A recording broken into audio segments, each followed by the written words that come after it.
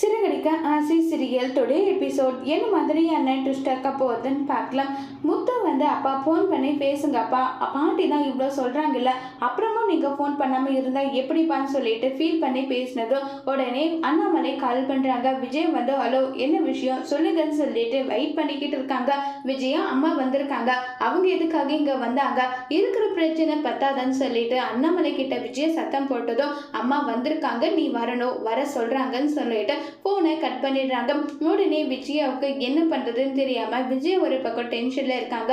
இந்த பக்கம் விஜயாவும் அந்த பக்கம் ஆட்டோல ரோகிணி ரெண்டு பேரும் ஒருத்தர் மாத்தி ஒருத்தர் வராங்க.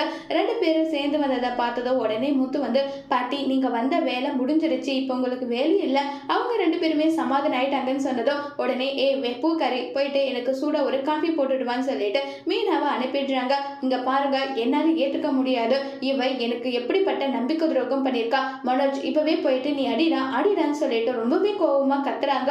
உடனே விஜயா எதுவுமே பேசாம சொல்லாத இருக்கிறதுனால உடனே விஜய் போயிட்டு பயங்கர கோபமா போயிட்டு ரோகிணியை கண்டபடி அடிக்கிறாங்க. இதை பார்த்தோம் அப்படியே அமைதியாவே இருக்காங்க. மனோஜ் அகைன் அடிக்கிறா.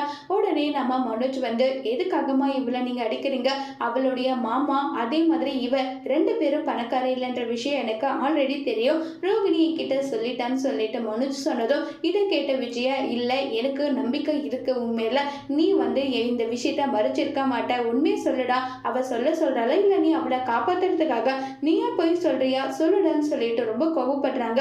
இல்லம்மா எனக்கு விஷயம் தெரியும், நான் தான் உங்ககிட்ட சொல்லல, காரணம் என்னன்னா நீங்க அதை மன்னிச்சு ஏத்துக்க மாட்டீங்க, கோபப்படுவீங்க, உங்களை கஷ்டப்படுத்த கூடாது, இந்த ஒரு ரீசனுக்காக தான்மா நான் உங்ககிட்ட இந்த விஷயத்த சொல்லலன்னு சொல்றாங்க.